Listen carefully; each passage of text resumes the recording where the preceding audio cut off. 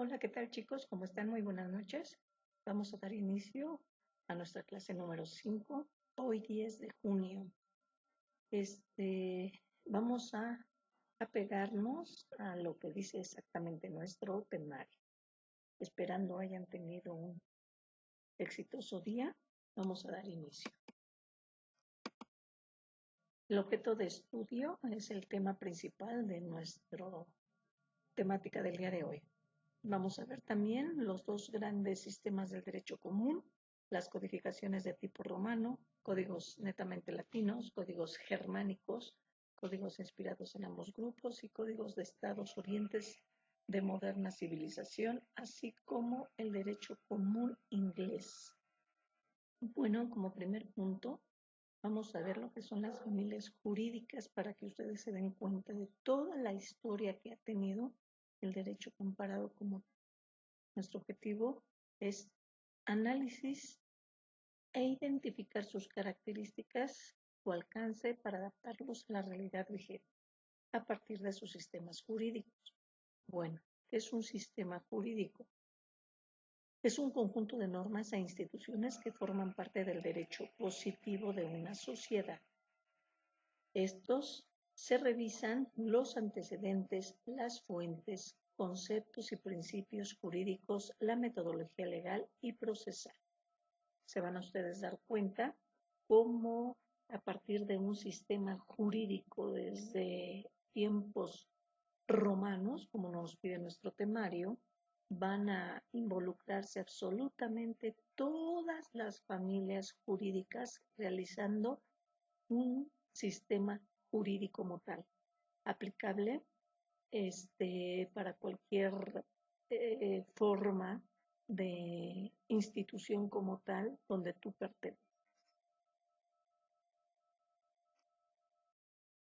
Bueno, aquí vamos a ver los sistemas jurídicos. Vamos a ir desglosando todo este actuar del derecho para que nos demos cuenta exactamente cómo surge la historia del sistema jurídico en una totalidad de aplicación como tal, en cuanto a todo lo que se lleva a cabo en la historia para que hasta nuestros días genere impacto como tal su aplicación. Esta debe de darse de lo más lineal posible sin afectar las esferas de los derechos humanos como tal. Bueno, vamos a iniciar con el derecho romano. Este se funda en la ciudad de Roma en el año 753 a.C. hasta la caída del Imperio de Oriente, con la caída de Constantinopla en el año de 1443.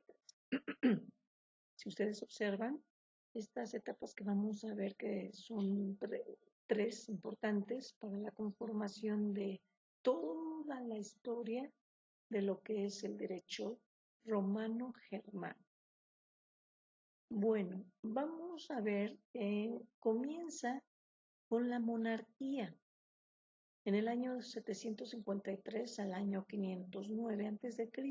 Esta época es donde la realidad y la leyenda van de la mano. Surgió con la fundación de Roma. Posteriormente, en el año 509, jóvenes, al 23 a.C., surge la República. Al rey lo sustituyeron dos cónsules. Se crearon magistraturas o cargos públicos de la administración. Había participación ciudadana en la política como tal. Bueno, al llamarse república, que si bien es cierto, fíjense el tiempo que les estoy mencionando, nosotros como tal, tomamos ese antecedente romano germano para aplicar una república, donde de alguna otra manera se ensalza lo que es la participación ciudadana, jóvenes, en la política como tal. ¿Estamos de acuerdo? Pues sabemos que es el sufragio. Estas votaciones hacen que nosotros elijamos de alguna u otra manera a un gobernante.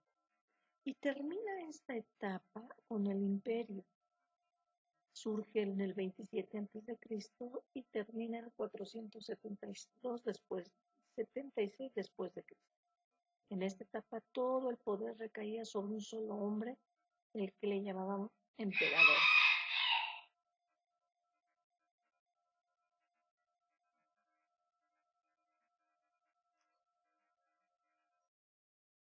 Bueno, vamos a ver lo que es la época arcaica.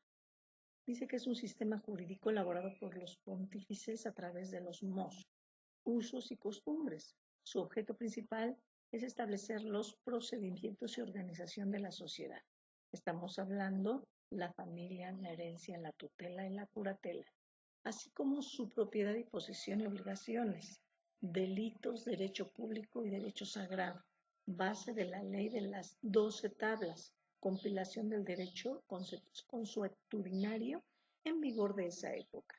Fíjense qué interesante, jóvenes, para que ustedes, conocedores del derecho, sepan exactamente de dónde surge el derecho que se aplica hasta hoy en nuestros días, qué tipo de derecho nosotros como tal México toma para que de alguna otra manera apliquemos las buenas normas a través de qué. ¿Estamos de acuerdo?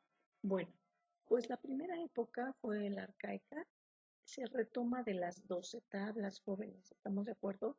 Pero se habla exactamente de estos tipos de procedimientos que establecen los romanos y era aplicado obviamente en una buena organización de la sociedad como tal.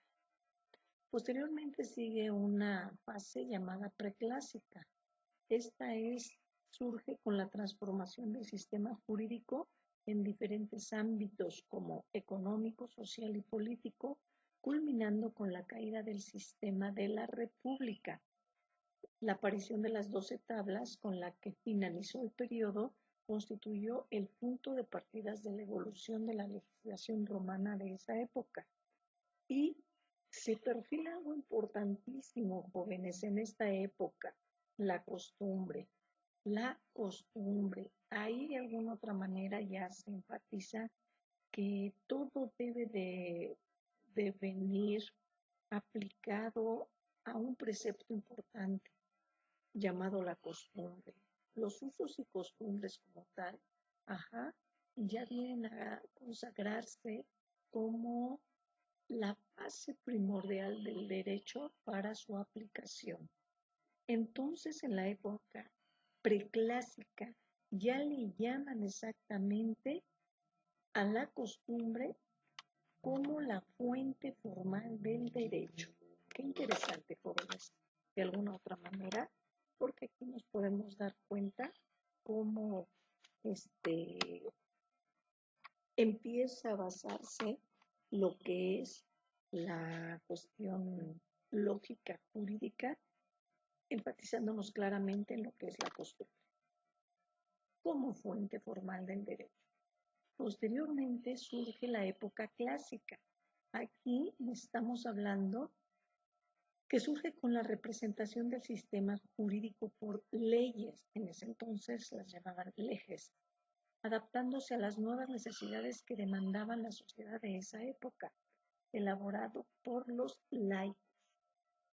Esta nueva fuente del derecho, que son las decisiones jurídicas emitidas por los mencionados jueces o fratres romanos, y empezaron a realizar la jurisprudencia. ¿Estamos de acuerdo?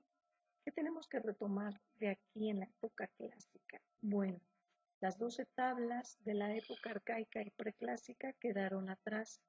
Hoy, en esta época clásica, surgen las leyes como tal elaboradas por los laicos, ¿ok? Y a través de dónde surgen estas leyes. Bueno, exactamente de las jurisprudencias hechas por los jueces o los fratres romanos. Posteriormente surge una época igual muy importante, la posclásica. En esta época surge después de la muerte de Alejandro Severo en el año 253. ¿Cuáles fueron sus bases? Bueno, las codificaciones prejustinianas. Nacen los códigos gregorianos y hemogeniano. y en derivación de estos en códigos teodosianos. Fíjense muy bien, ya aplicaron las normas, las leyes, la jurisprudencia a lo que son nuestros códigos. Esos códigos son los que de alguna u otra manera se dan a conocer para resolver los problemas que puedan existir en esos tiempos romanos. Y una época que también es muy importante, que fue la que marcó la última cuestión del Imperio Romano, fue exactamente la Justiniana. Esta se dio al inicio, en el año del 527, fue realizada en Bizancio por el emperador Justiniano. Termina con la muerte de Justiniano. Su base principal de estas fuentes del derecho era el digesto pandectas, que de alguna otra manera a ustedes les debe de resonar estas palabras porque las debieron de ver en derecho romano. Este digesto pandectas fue expedido con el objeto de corregir todo el derecho civil y la jurisprudencia romana. Se procura la sistematización de criterios que simbolizan en la edificación al derecho romano. Busca un texto legislativo unitario que reflejara la realidad jurídica del momento en continua adaptación. Bueno, que vemos aquí exactamente la historia del sistema jurídico en cuanto al derecho romano germano. Repetimos, se dio a partir de la época arcaica, posteriormente preclásica, surge la clásica, le sigue la posclásica y termina con la justiniana, con la muerte de Justiniano.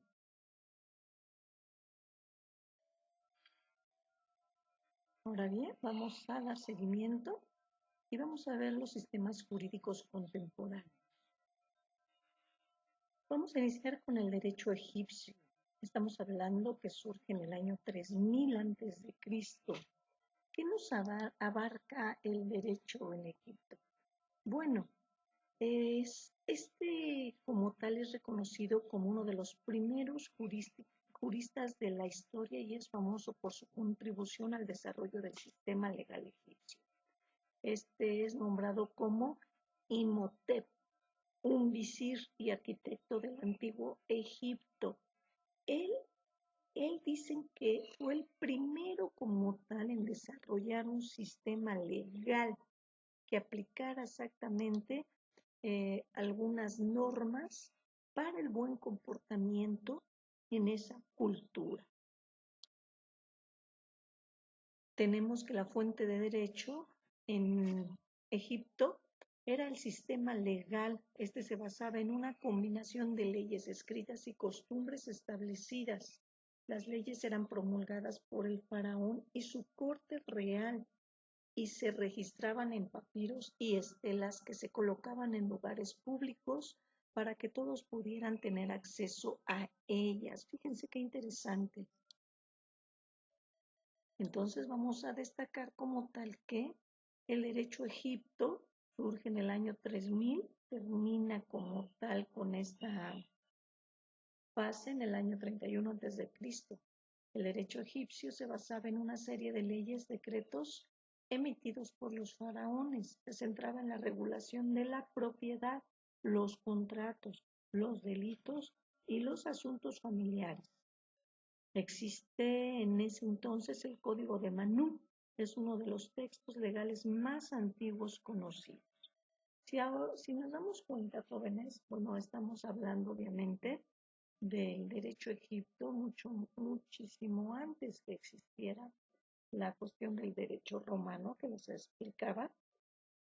Este surgimiento como tal, sí se hace mención que en Egipto fue uno de los más antiguos y se ha encontrado, ¿por qué?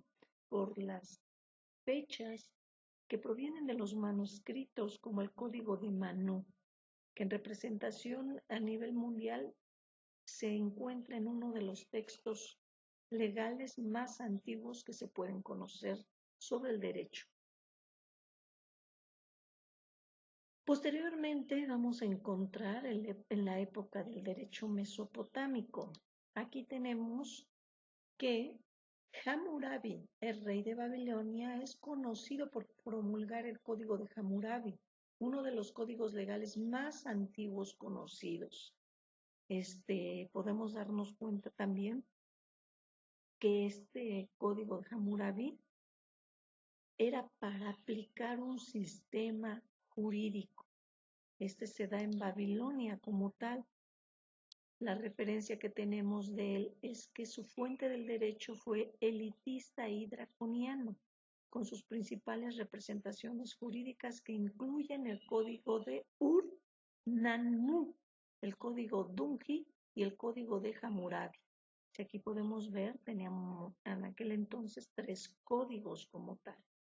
En el Código de Hammurabi, el código de las leyes más antiguos conservado, íntegramente establece severas sanciones, así como una desigualdad en la ejecución de dichas sanciones.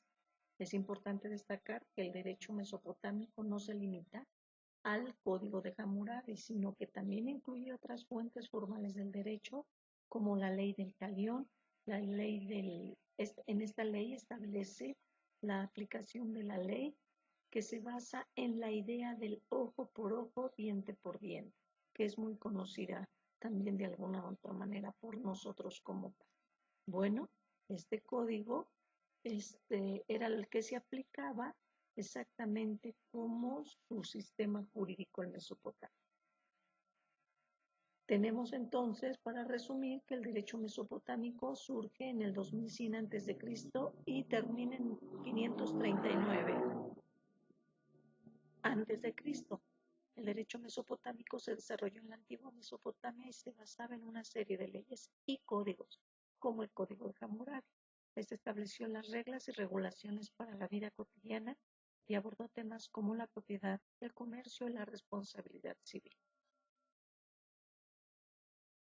Posteriormente tenemos lo que es también el derecho islámico. Este derecho como tal comienza con Imam Malik ibn Anas, fundador de la escuela legal maliki. Es una figura importante en el desarrollo y la interpretación del derecho islámico. También surgen otros juristas importantes islámicos destacados. Podemos nombrar a Al-Shafi, Abu Hanifa y Jabad ibn Hanbal. Bueno, sus nombres son un tanto raros, jóvenes, pero pues estamos en la cuestión islámica. Aquí tenemos que su fuente del derecho fue el Corán. El Corán es considerado la fuente principal y más importante del derecho musulmán. Es el libro sagrado del Islam y contiene las revelaciones de Alá a través del profeta Mahoma. El Corán establece los principios y valores fundamentales del Islam y proporciona orientación en asuntos legales y morales. Otro importante que surge como fuente del derecho y base del actuar y aplicación jurídica fue la Sunna. La Sunna se refiere a la enseñanza y prácticas del profeta Mahoma. Estaban registradas en las hadices. Estos son los relatos de las palabras y acciones del profeta. La Sunna completa y aclara los principios establecidos en el Corán y proporciona ejemplos concretos de cómo aplicar la ley islámica en la vida diaria. Interesantes porque al final de cuentas nos vamos dando más la idea de una precisión jurídica y cuál era la fuente del derecho que emanaba. ¿Ok? No olvidando que la fuente importante de la cuestión romana fue lo que es la costumbre.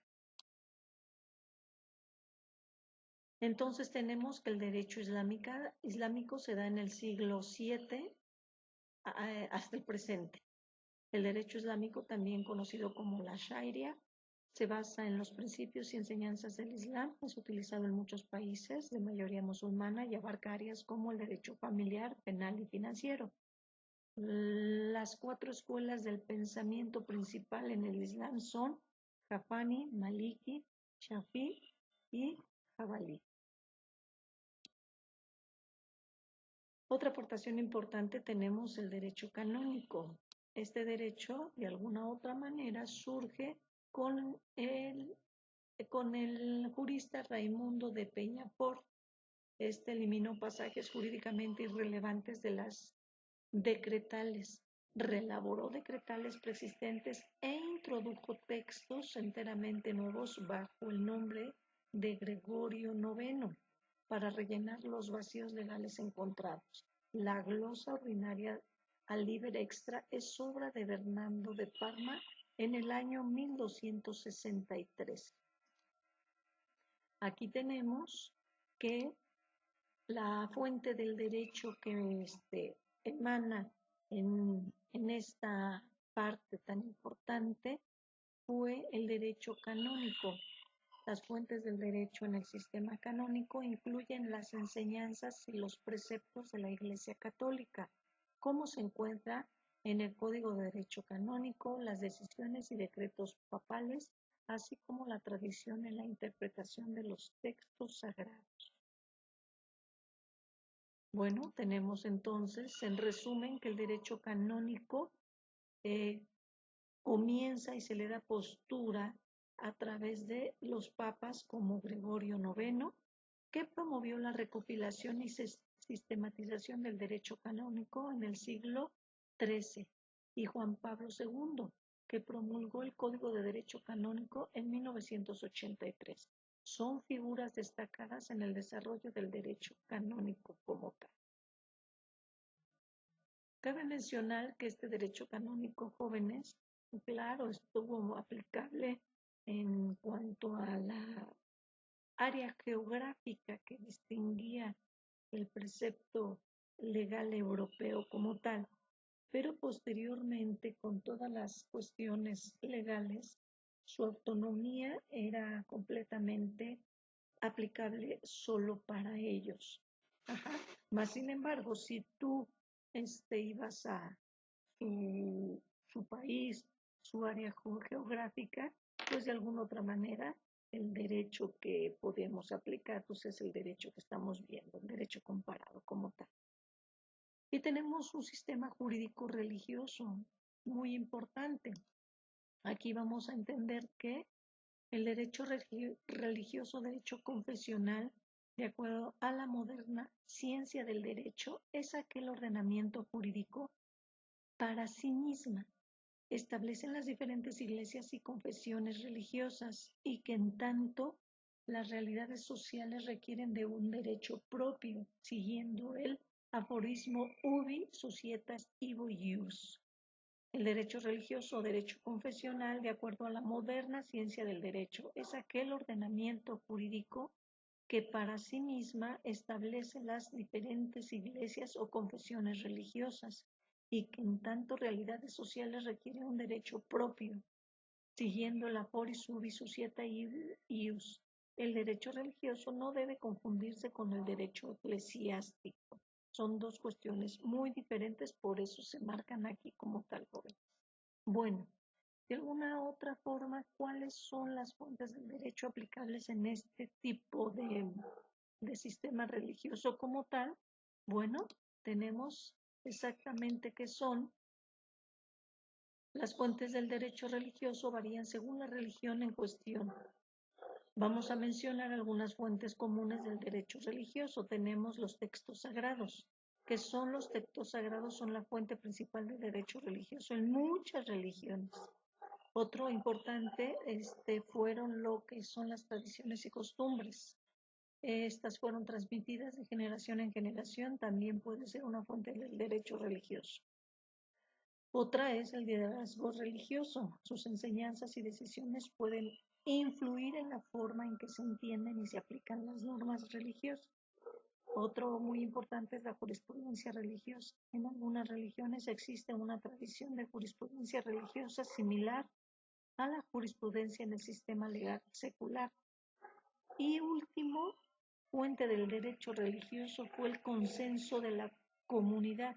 Este se considera una guía para la conducta religiosa como tal. Fíjense cómo también este sistema jurídico religioso, jóvenes, ha influido en algunos países a nivel mundial de manera impactante. ¿Por qué? Porque en algunas partes del mundo nada se mueve sin el precepto más importante que es Dios como tal, y se viene desglosando a partir de estas fuentes del derecho. ¿Qué tenemos aquí como resumen del sistema religioso? En el sentido de un sistema legal basado principalmente en las enseñanzas y principios religiosos, se remonta a tiempos antiguos. En diferentes culturas y religiones se establecieron sistemas legales basados en creencias religiosas y textos sagrados. Algunos ejemplos notables son el canónico, islámico, mosaico, etc. En resumen, los sistemas jurídicos religiosos han existido durante siglos y se han basado en las enseñanzas y los principios de diferentes religiones. Estos sistemas legales se han desarrollado y evolucionado a lo largo del tiempo, adaptándose a las necesidades y los cambios en las sociedades en las que se practican. Qué importante. Y, y que a partir de estos estructuras es como se da en cada una de las diferentes regiones y etapas el sistema jurídico como tal. Ahora bien, vamos a ver el sistema jurídico romano, que ya lo había explicado primeramente, y tiene mucha importancia para nosotros como tal, porque fue nuestro derecho emana como tal del sistema jurídico romano. Este surge en el 753 y termina en el 476 después de Cristo. ¿Qué tenemos como comienzo aquí? Bueno, el Código de Constantino, Corpus Juris Civilis, fue una importante reforma del derecho bizantino creada por el emperador Justiniano en el año del 528 al 529 después de Cristo.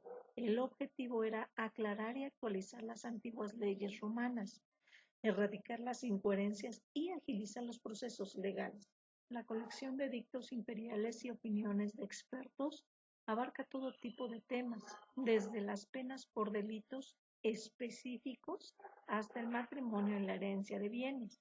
La compilación fue un trabajo majestuoso que permitió dar alcance universal al derecho romano tal como había sido concebido por los clásicos.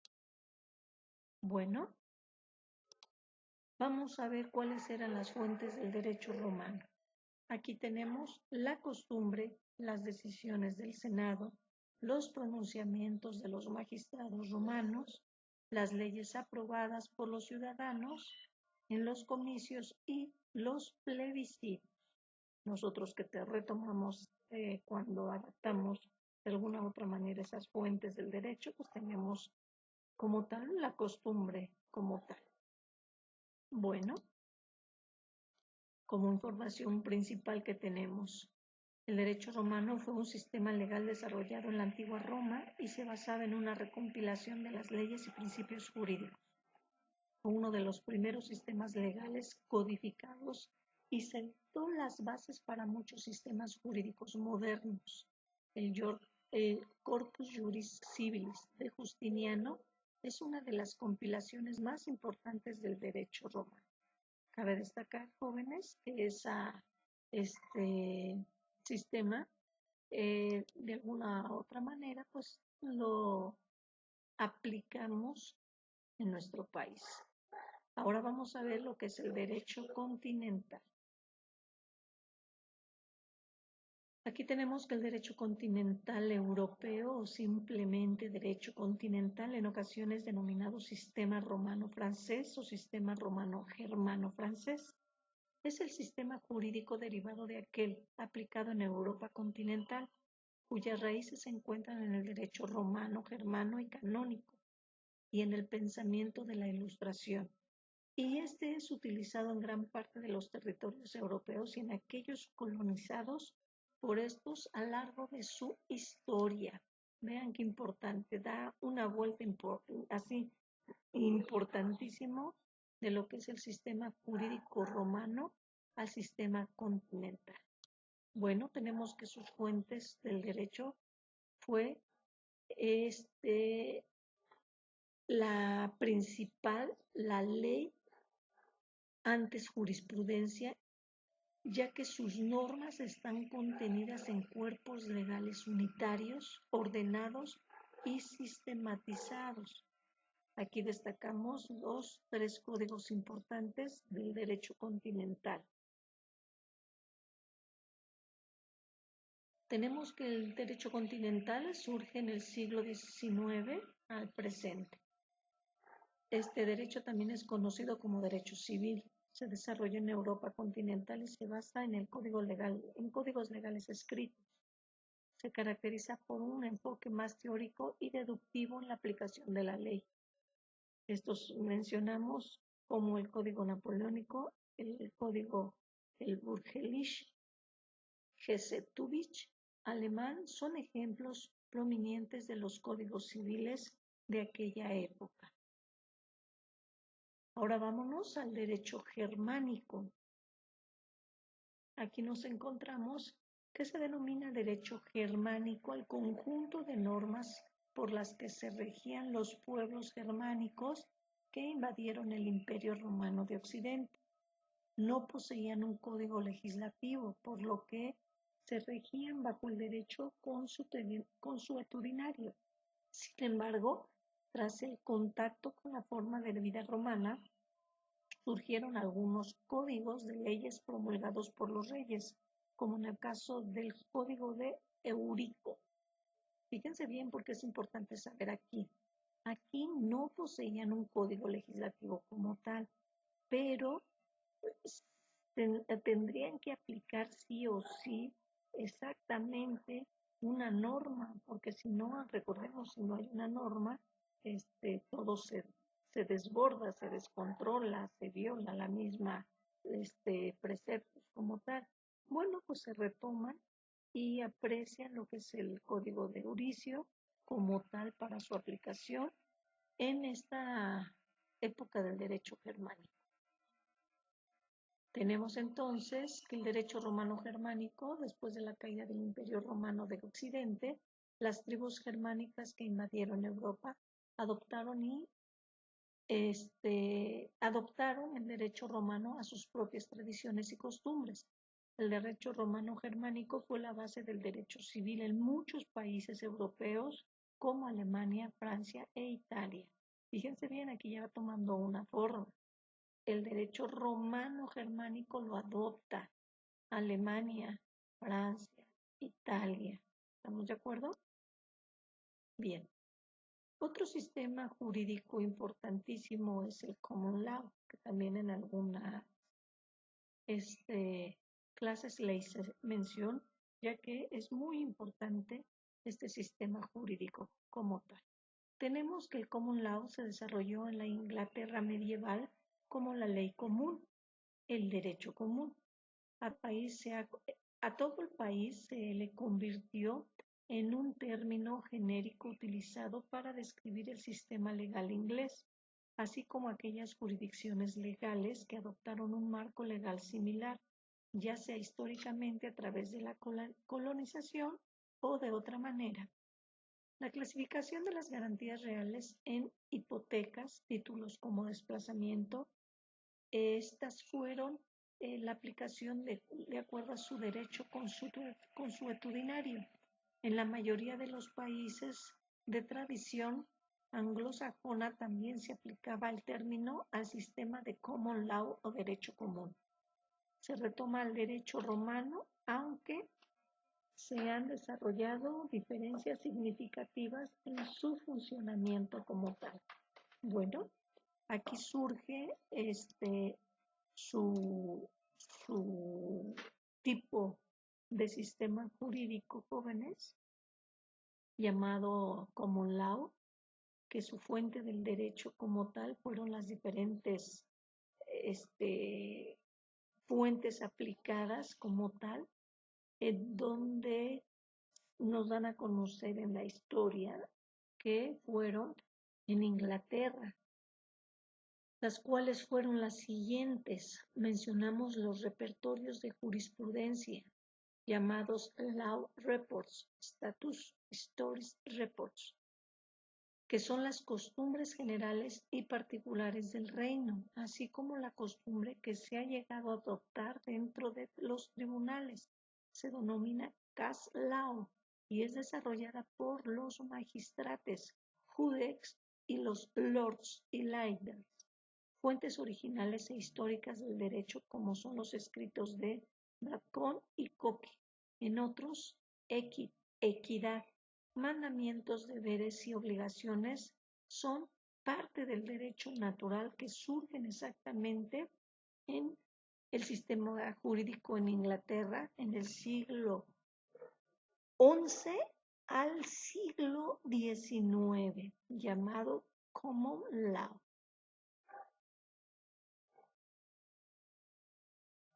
Tenemos en resumen de este código: el Common Law en el sistema jurídico vigente se aplica en Inglaterra y en la mayoría de los países de tradición anglosajona, pero también da nombre a toda tradición jurídica o familia del derecho. En sentido estricto, podemos decir que es el sistema jurídico creado en Inglaterra tras la conquista de Normandía en 1066. Se le llamó common, o sea, común, porque pasó de ser el derecho de aplicación general en todo el reino por parte de los tribunales del rey, los cuales seguían un mismo conjunto de principios y reglas jurídicas. Y seguimos con un derecho común, el derecho estadounidense. Vean cómo hemos venido dando la historia como tal de los sistemas jurídicos. Bueno, tenemos aquí que este sistema jurídico se da en el siglo XVII. Es un sistema aplicable en Estados Unidos. Nos dice que el common law británico fue americanizado. Pues sí, era de alguna otra manera obvio, ¿no?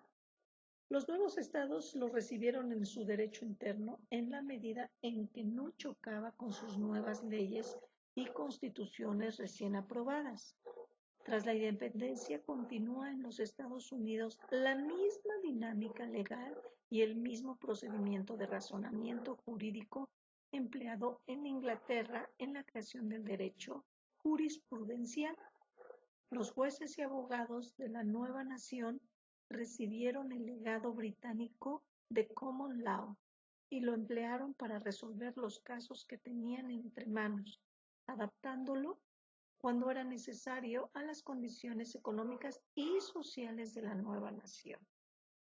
Bueno, aquí tenemos entonces, para ir aclarando, que el derecho de Inglaterra, el Common Law, lo retoma los americanos como tal en el siglo XVII. ¿Cuáles son sus fuentes del derecho? Tenemos la jurisprudencia, es la fuente fundamental en el Common Law, la cual requiere el conocimiento de los grandes principios de la organización judicial. La ley es la segunda fuente del derecho en el sistema anglosajón o Common Law, luego de la jurisprudencia. También aplica la costumbre parlamentamente a la jurisprudencia y a la ley, que con las fuentes más fecundas del derecho inglés es una tercera fuente del derecho y está constituida por la costumbre. Y tenemos a la doctrina, que es el papel que la doctrina posee en los países pertenecientes a la tradición del common law. Es similar a la que se desempeña en el civil law. Se trata de una fuente secundaria o derivada del derecho. Bueno, para resumir este derecho común estadounidense, tenemos que el derecho común estadounidense se desarrolló a partir del derecho común inglés, pero ha evolucionado de manera independiente en los Estados Unidos. Cada estado tiene su propio sistema legal basado en el derecho común, aunque también las leyes federales se aplican en todo este país.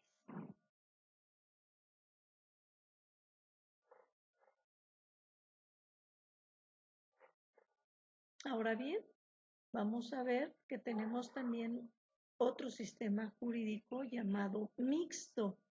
Este sistema jurídico mixto son aquellos en los que coexisten en mayor o menor medida como derecho vigente, instituciones o prácticas que provienen de dos o más familias jurídicas principales. Estos sistemas incluyen dos o más mecanismos jurídicos que operan de manera simultánea o interactiva en una sociedad. Aquí tenemos que estos sistemas incluyen mecanismos que operan de manera simultánea, interactiva y multicultural y multireligiosa. Entre los ejemplos que podemos mencionar son los sistemas jurídicos mixtos, el de Israel, que es una mezcla de los sistemas religiosos hebreo y musulmán con los sistemas neorromanistas y de common law, y el de Japón, que combina el common law con el sistema neorromanista y la autóctona tradición japonesa. Bueno, aquí de alguna otra forma sí es importante aclarar, jóvenes, que en este sistema mixto es un sistema jurídico complicado, muy complicado. Si les preguntara por qué, bueno, se sobreentiende, porque aquí llevan varios sistemas operando su manera de aplicar el derecho y la norma como tal, ¿no? Al final de cuentas, por eso entran tantos conflictos desde las cuestiones jurídicas, lo que es este sistema mixto en Israel. Tenemos como tal sus fuentes del derecho. La principal característica de los sistemas mixtos es la combinación del common law, los sistemas neorromanistas y los criterios jurídicos. Los sistemas mixtos buscan conciliar dos ordenamientos jurídicos diferentes y suelen armonizar los sistemas romano-germánico y el anglosajón. En algunos países, dos o más sistemas se aplican de manera acumulativa o de interacción. Bueno, aquí ya tenemos que aplica absolutamente de todos como tal, ¿no? Para sus precedentes como tal y aplicaciones del derecho.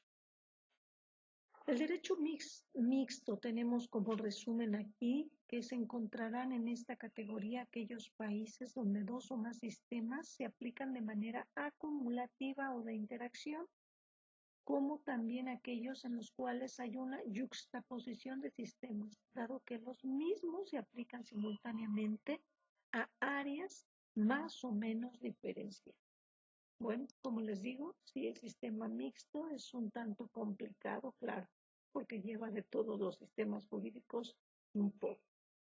Y tenemos otro sistema mixto, que es el sistema de Israel. Se da a partir del año 1948 a 1949. ¿Qué tenemos como información aquí? Bueno, esta estructura jurídico-política de Israel es una república democrática con sistemas parlamentarios de gobierno. No cuentan con constitución escrita, sino que se constituye de modo de constitución operativa, la cual está basada en hechos. Israel es considerada una república secular con un parlamento teóricamente soberano, la Knesset, un gabinete políticamente poderoso del gobierno, una judicatura secular independiente y un representante predominantemente ceremonial como tal. Bueno, aquí la estructura jurídico-política de Israel es política religiosa y jurídica para su aplicación como tal. Aquí les mencionaba y cabe dar a conocer esa importancia que para su aplicación estos sistemas, no obstante jóvenes como Israel, aplica y pesa mucho lo religioso. Todos los sistemas mixtos pesa mucho lo religioso. No hay nada que no sea de alguna otra manera a partir de las cuestiones religiosas. podemos decir que, pues sí, por eso hay tantos obstáculos o no es muy aplicable para nosotros como tal, desde la costumbre, ¿no? Aquí aplicamos más los métodos jurídicos en sus precedentes como tales. Más sin embargo, en aquellos sistemas mixtos predomina lo que es la religión, lo que es Dios, para calificar exactamente las formas del derecho como tal. Tenemos que el sistema jurídico de Israel es una mezcla de los sistemas religiosos hebreo y musulmán, que son derechos de una comunidad de fieles y de los sistemas neorromanistas y common law, lo que convierte al sistema jurídico de Israel en un sistema jurídico perteneciente a la familia mixta. Bueno, tenemos al sistema jurídico socialista, estamos hablando en el siglo XIX como tal. ¿Qué tenemos sobre este sistema? Bueno, decimos que dentro del derecho socialista, en sentido amplio, se incluyen ramas, instituciones y principios jurídicos que en muchos casos se han integrado a los sistemas jurídicos de los países capitalistas, como el llamado derecho obrero y de los derechos de los trabajadores. El constitucionalismo social y los derechos humanos de segunda generación. Tenemos el derecho económico social de mercado, la congestión obrero-empresarial y la autogestión obrera de las empresas, las normas sobre nacionalización, estatización y expropiación de empresas, etc. También el derecho cooperativo está fuertemente ligado al derecho socialista en sentido amplio. Bueno, aquí vemos que los sistemas jurídicos socialistas son su base principal o su fuente principal, pues son los sistemas de los trabajadores como tal. Para entender, tenemos como sus fuentes del derecho es la Constitución. Otra también, su fuente del derecho son las leyes aprobadas por el Soviet Supremo, formado por representantes obreros y políticos de carrera que asesoraban a dichos representantes. También tenemos como fuente del derecho la costumbre. Se utilizaba para el comercio principalmente marítimo. Y tenemos la jurisprudencia como simple forma de entender por qué se toman ciertas decisiones. Los principios generales del derecho también son aplicables como sus fuentes y el desarrollo cultural. Bueno, tenemos que este sistema del derecho socialista, en sentido estricto restringido, es la denominación de los diferentes sistemas jurídicos establecidos en los estados socialistas, conocidos también bajo la denominación del socialismo real o países comunistas. En sentido amplio, el mismo término designa los ordenamientos jurídicos o leyes, características que acompañan la doctrina política del socialismo en sus diferentes vertientes. Simple y sencillamente sus cuestiones políticas y jurídicas socialistas jóvenes se basan en lo que es estrictamente los obreros, las luchas de los trabajadores como tal.